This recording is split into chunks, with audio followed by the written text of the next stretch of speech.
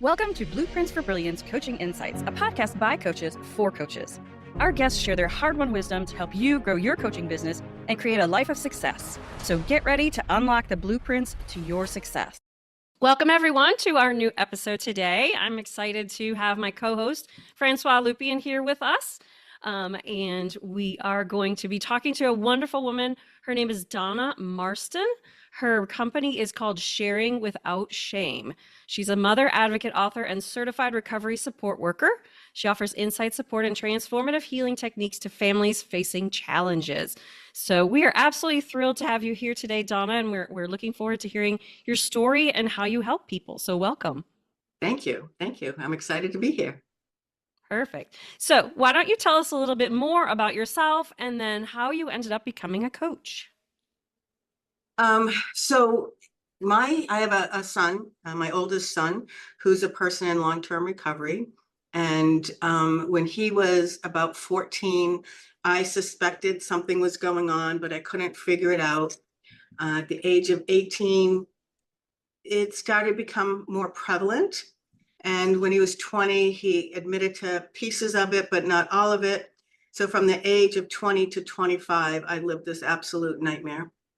My son was an IV heroin user. And so, I learned the hard way. I couldn't love him into recovery. I was always trying to do everything to rescue him. Also learned the hard way. You can't rescue somebody who doesn't want to be rescued. And, so this went on for years, and I hit my enough 2 years before he found his recovery. And because I saw an emotional scale, and I was number 22, I was at the bottom of the barrel. I was depressed, full of despair. I was helpless and hopeless. I wasn't emotionally available to anybody who in my life who was healthy. My son, I was addicted to saving my son, and he became my drug of choice. Wow. And when I saw that I was number 22, that catapulted me that, oh my goodness, this isn't who you are. I'm not a depressed person. And so I started working on that. I printed it up, and every day I would try to move myself up. And so one day, a few days after I saw this, I took like my pillow and just beat my bed because number 17 was anger. It's like, okay, release the anger. So that's what I did. And so now I keep myself between 1 and 7.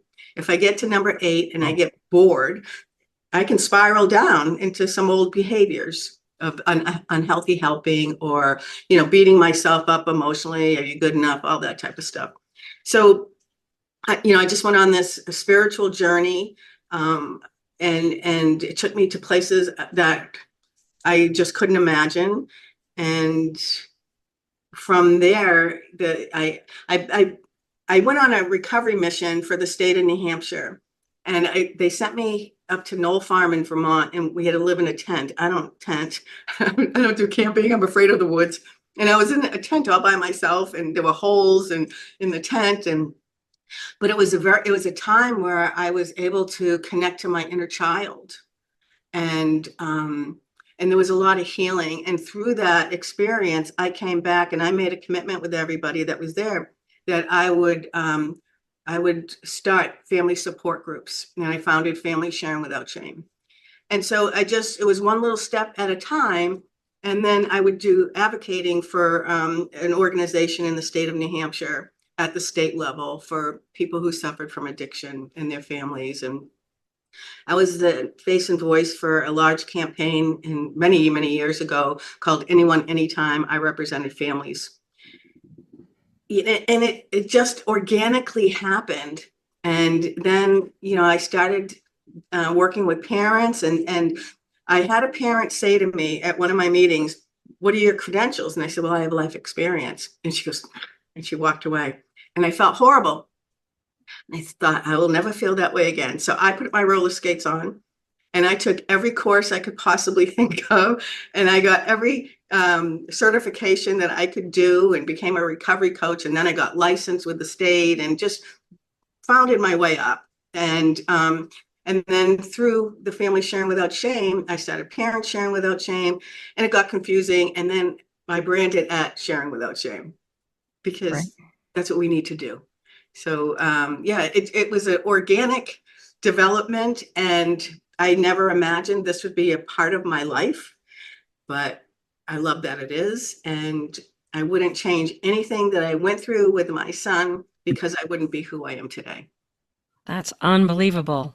And I Thanks can for totally sharing. appreciate that, as you know, and I'm sure Francois can too. As a parent, you think I can love you and I can protect you, and that's your instinct. And in some Yeah. cases, that's not helping them. Mm. I think, actually, I'm going to interject on this. I think it's harder for women not to interject as much as it is for men. You have this child inside of you. It literally is blood of your blood, flesh of your flesh. For us, we have 6 kids. And if they fall down, says, hey, suck it up and get back up. My wife, oh, come here. What's that?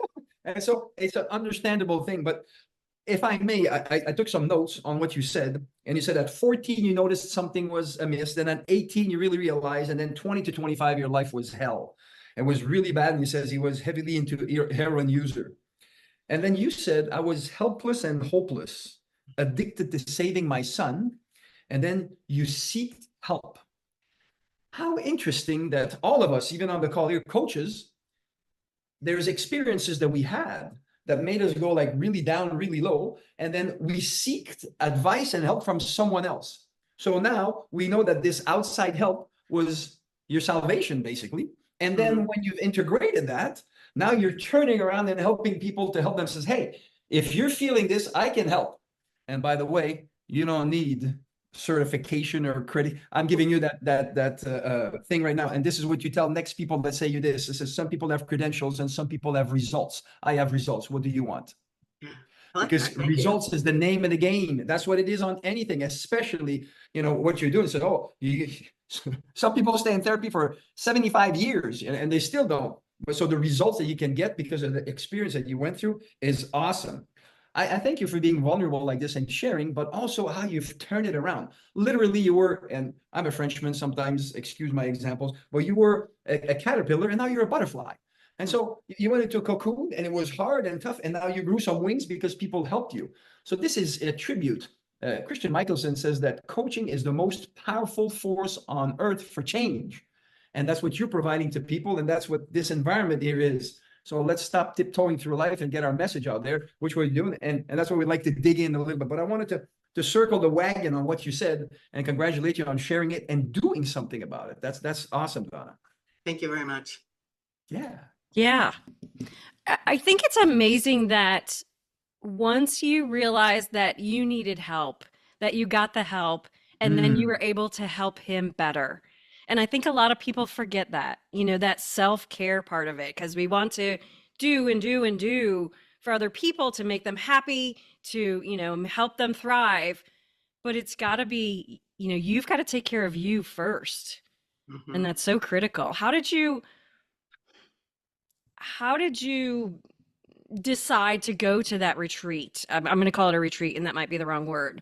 Was The it one in Hill Farm? Yeah, the camping one that you didn't want to camp at. I didn't know I was getting into. I'm pretty shy, and I'm not one to put myself out there. I should say back then, I was on such a mission that I wanted to just change what was happening, because this was back in the 90s, the late 90s. You didn't talk about it back then. You kept your secret, and I can attest to being as sick as my secret. I was so afraid. So when I was invited to do this, I didn't care. I got to a point that I was going to do whatever it took, and I let the universe guide me. I just put it all. I just put faith into it, and whatever happens, and we'll see what happens. And through it, I grew and I got healthier, and it was, some days it was a breath at a time. I can only imagine. Yeah, absolutely. And I like how you called it a secret. Yeah. And I think, that a lot of people have things that they're so fearful of, that they feel so embarrassed about, or that they, it's too raw for them, that they keep it a secret.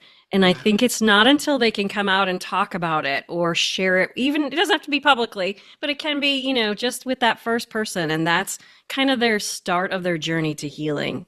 Would you agree with that? Yeah, and the reason, one of the reasons we keep our secret is because people are cruel, and people would say some of the most horrific things to me.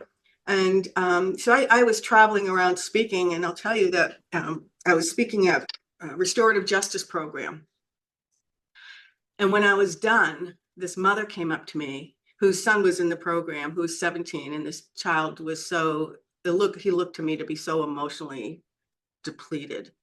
And she came up to me and she said, your son deserved to die. Holy moly. Holy cow. And that's what people say to us. And I looked at her and I took a breath. I paused. And I could have been real nasty if I chose to, but I'm not going to roll that way. And I just said, I'm sorry that you feel that way. My son's a miracle. I Wow. don't want to elude, you said something, I'm going to paraphrase, I tried to write it down. Keeping my secret was keeping me sick, or something like that you said. And so it is with each and every one of us. If we have challenges, whatever they are, and we're keeping them inside, the mental dialogue that we have with us is actually creating that pharmacy in our head to make us sick. Yes. And so going out there, and he says, and then I searched for help and reached out for help, and that's what made the difference. And that's what the coaching industry is about. We're helping people to transform as they share. And it's interesting, Jeanne, you said you don't need to share with the world. You can share with a coach, and that coach can help you, and that can be the start. And so, yeah, very powerful. So, yeah. And one of the things that, when I ran family support for over 12 years, and then COVID hit and everything kind of changed. And that's why I'm doing it nationally or worldwide on Zoom. Yeah. So when I ran family support groups, we always ended the meeting with standing up, holding hands, and saying the serenity prayer. And I also ended it with, I put my hand in yours, so together we can do what we no longer have to do alone. Oh, wow. That really, that choked me out. And that's what we do as coaches, right? We put our hand out so they no longer have to do it alone. Absolutely. Absolutely. I also love how you said, once you embrace that you were determined, I will say, to be, to heal, to go down the right path, to help other people, all of a sudden the opportunities showed up, didn't they? And the path just kind of opens and you get connected with the right people, and, all these amazing things happen. And I have no doubt that you have touched and helped so many others who were in a position that you were in, and who can now, walk with their head up, and who now have, are grateful for their family and their friends and whomever, has been through this, and that they've been through it with them. Yeah, it's interesting because when parents would come to my group, and I did the same thing when I went to a meeting, trying to find my way. And the first time you say out loud, I have a child addicted to drugs and I don't know what to do, we cry. That's what we do. We cry. And there's no shame in that. And so when the parents would come to my group, I remember what that felt like. And I'd always say to them, it's okay, take a breath. And when you're ready, say your name. I know how hard it is to say what you're about to say in front of people you don't know, but you're safe. And that's the thing. We need to feel safe. That's awesome. And again, you just proved what I said. You don't need no certification. You're self-certified because you've been through it. And through the empathy that you have and the compassion you have for other people, you understand in a way that a book can never teach people. Never. Right. Yeah. It's interesting, because I used to get really frustrated with people who just have book knowledge and not lived experience. That can be a challenging conversation sometimes. Yeah. Yeah. And it seems wrong, but I'm going to bring this back around to coaching is a little bit of the same. You've got to, yes, you got to get your feet wet, but there's a very different coach that you can get who's got real life experience than one who's read it in a book or taken a course.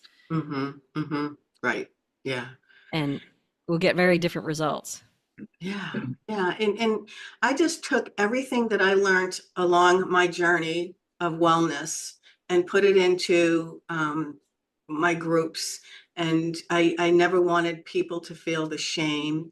I never, we didn't talk about, you weren't allowed to say, oh, you're codependent and you're this and you're that. That was not how I ran my meetings. I always had, so I would listen. I'm a good listener. So I would listen to the conversation the week before. And then the following week, my opening reading would be about that, what the conversation was. Because if I said, you need to do this and you need to do that, people get defensive. Yeah. But if you read it from a book and we have plus it opens the conversation, if they're ready to receive it, the seeds get planted.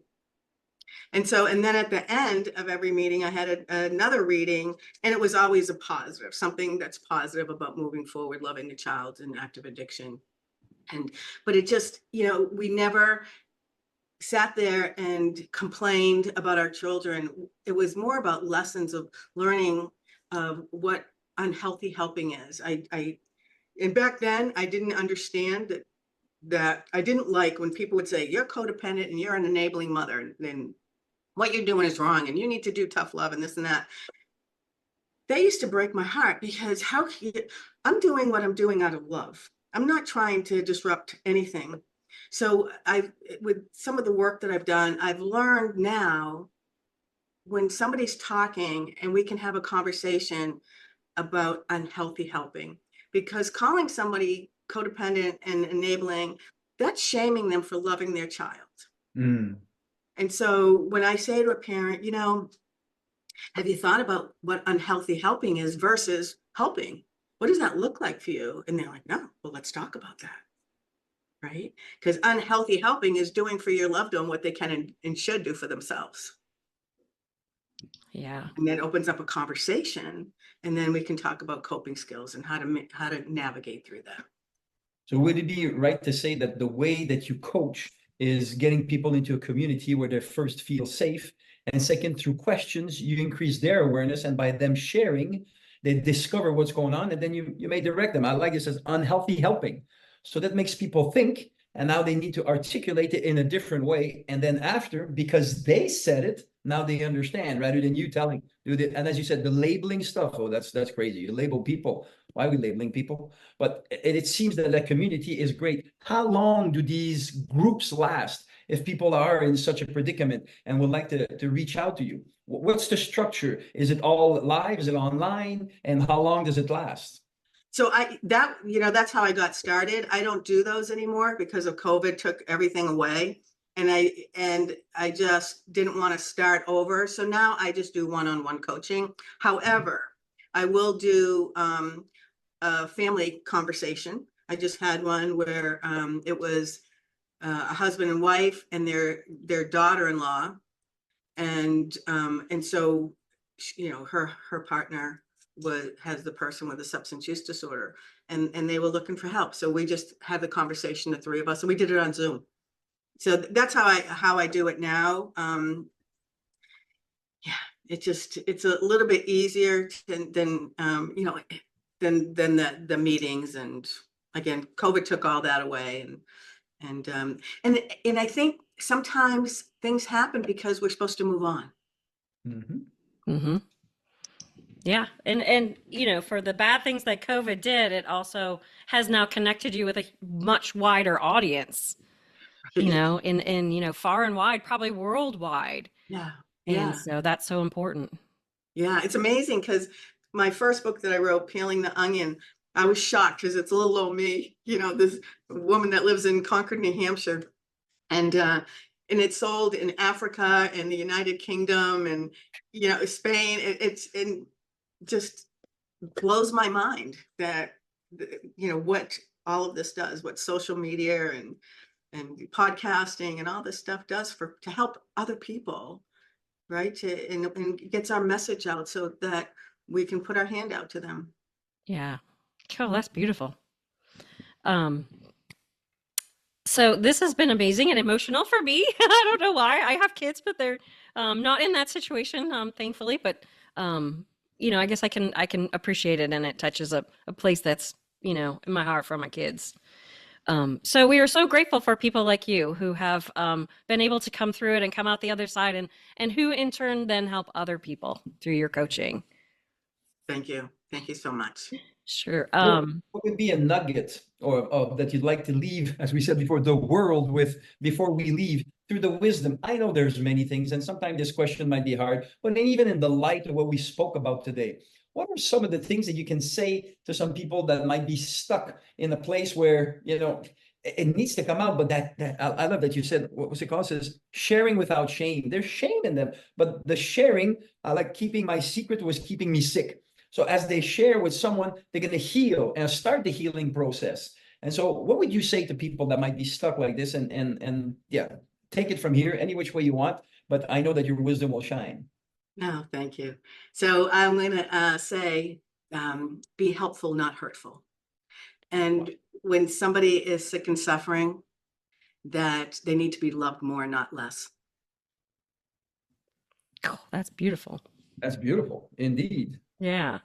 Well, again, Donna, we can't thank you enough for being here, sharing some time with us, sharing your story, being open, and you know, letting other people, letting the world know that there is help out there for Absolutely. situations like this, and there are amazing support people. So thank you again for all you do, and thank you for being our guest today. Thank you for having me. This is wonderful to meet you. Thank you.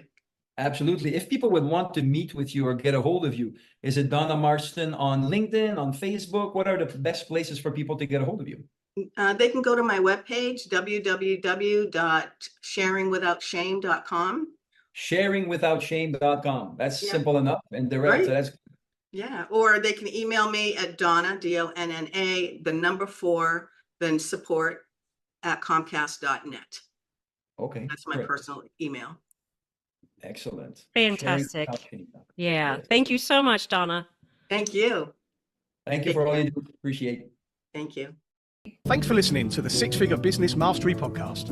If you enjoyed listening to this episode and you are ready to leverage video marketing on all online platforms, or maybe even start your own video podcast, then you need to check out the Done For You and Done With You program at themarketingvaadvantage.com and take your business to the next level.